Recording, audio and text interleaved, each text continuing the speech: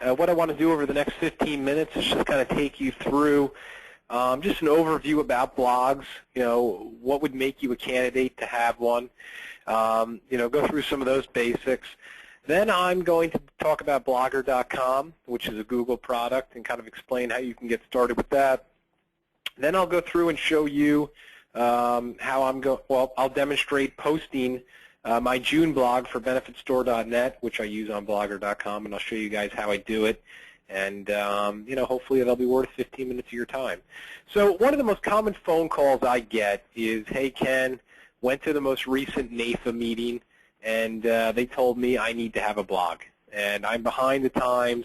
Everyone has a blog, blah, blah, blah, blah, blah, blah. And the reality is you don't need to have a blog.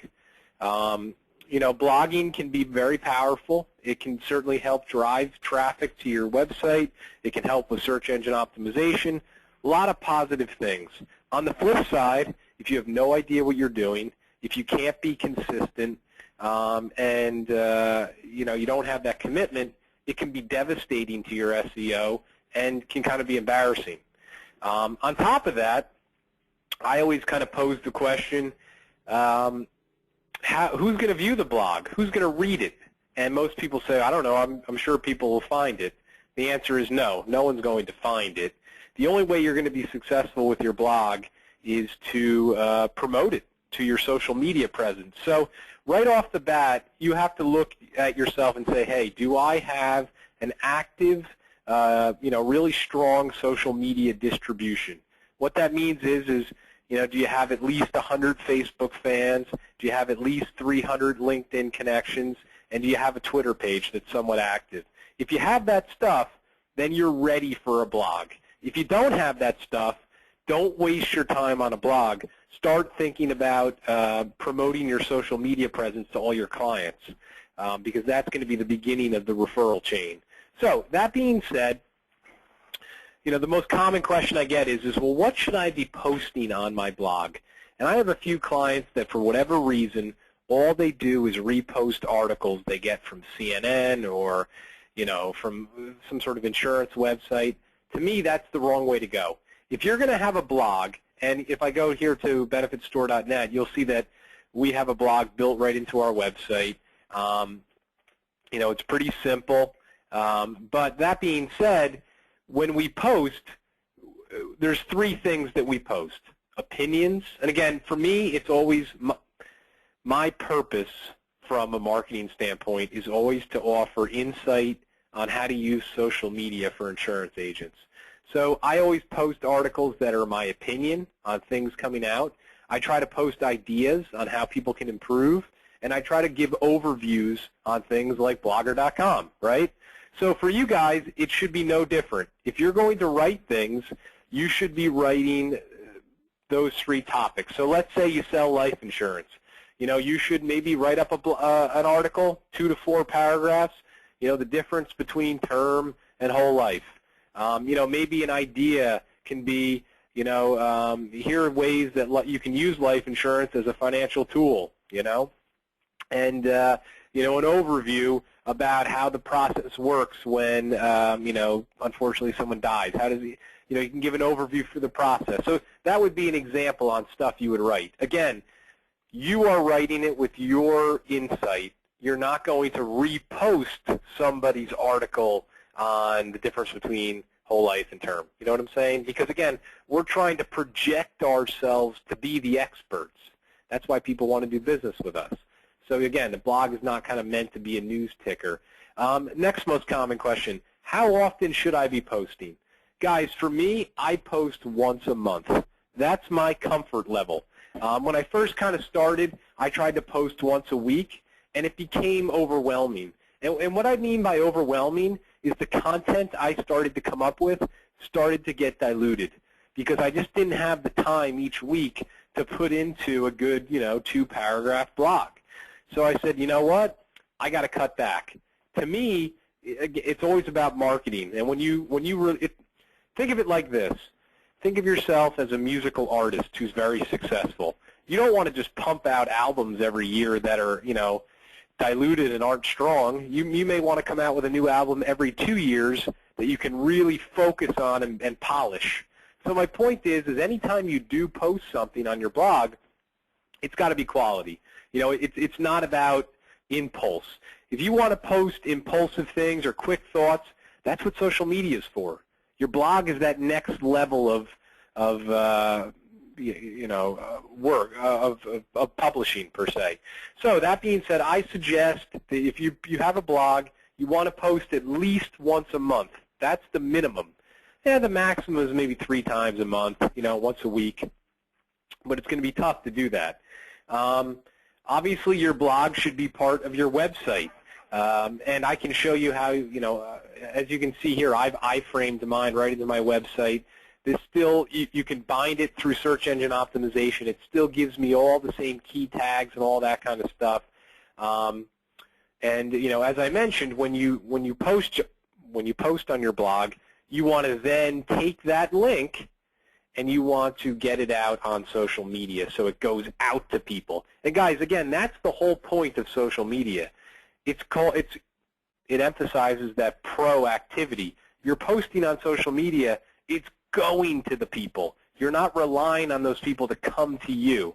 And I think that's the key. So that being said, the next kind of phase here is well, if I want a blog, how should I set one up?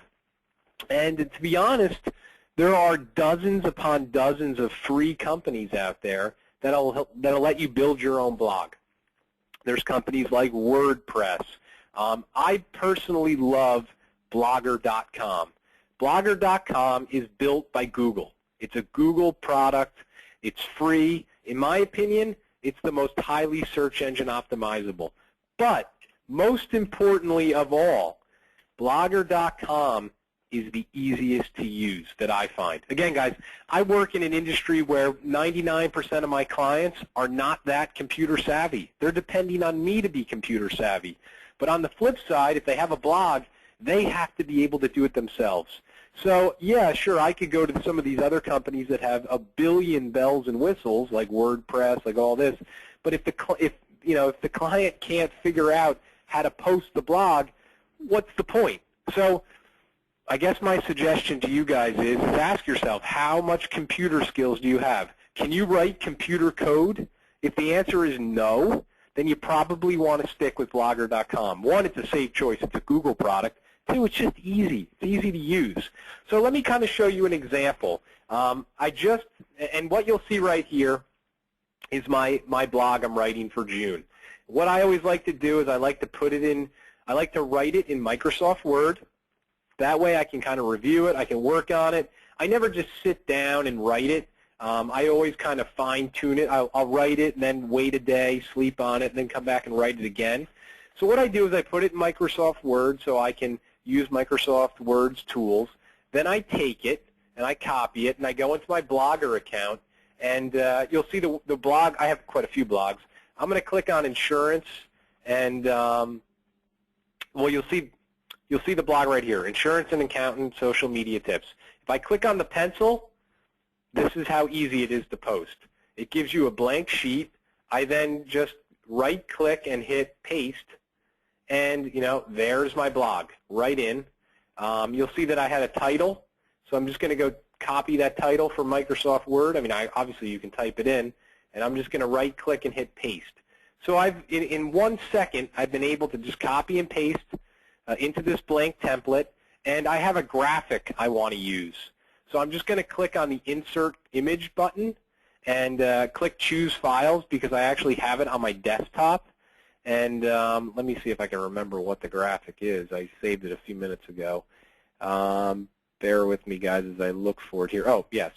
So I found the graphic, and I hit Add Selected, and you'll see it adds it to the blog. And if I click on it, I can select what position I want to put it in. I want to put it in the left position. Again, this thing's so easy. It auto-formats for you. It makes it look nice.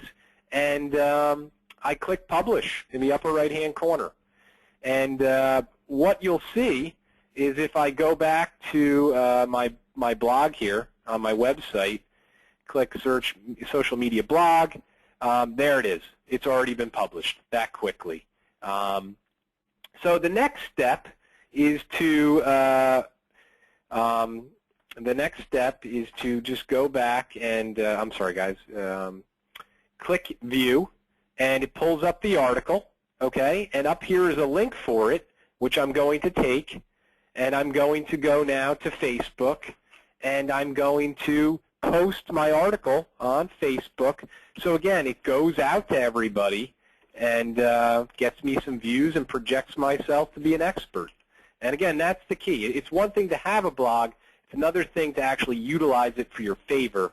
And again, you have to kind of have that distribution channel, which I've built up over time here on social media. So again, just going to my Facebook page,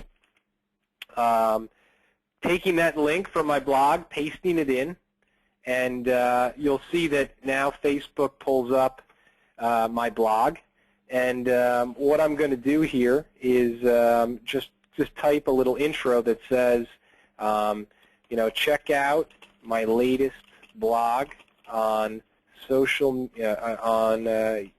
using social media for your insurance agency. And so I've got that in here. Of course, you can always click on this to change the title. Click here to view blog. I always like to do that because people don't know to click there. And I'm just going to take, you know, a few sentences here from the first paragraph, and I'm going to put those into the preview right here by just double-clicking. And, of course, it's not letting me. So I'm just going to post that, and boom, now my blog is going out to my 2,000 people on my social media presence. If someone clicks there, boom, they immediately go to the article, driving people to my blog. And, again, I do that once a month. Try to keep it simple. Try to have a game plan in place.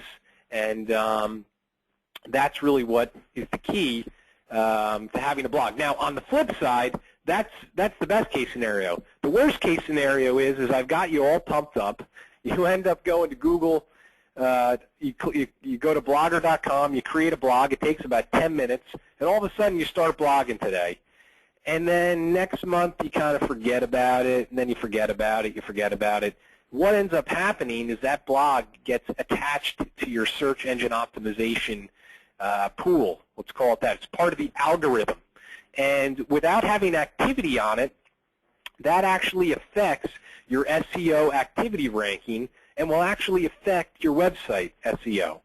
So I guess my point is this. If you want to start blogging and you feel it's something that you have the creative energy for, more power to you. I'm sure I can help you. On the flip side, you have to understand that you're going to need a social media distribution, you're going to need a social media presence that's active, and you're going to need that once-a-month consistency to be successful with it. So those are the things to think about. So I'm going to put this on YouTube, this webinar, in a few minutes. Next week, we're going to have a really pretty good webinar on email signatures. I had done something similar a few months ago, gotten a tremendous amount of follow-up on it, actually did a little bit more research. We're going to talk about email signature strategy.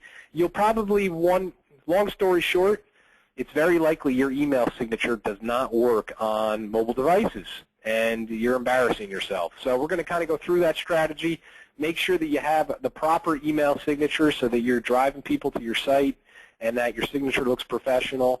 And then the following week, we're going to talk a little bit more about Facebook strategy. So guys, I appreciate your time. Look forward to talking to you next week, and we'll go from there. Thanks again. Have a great day. Bye-bye.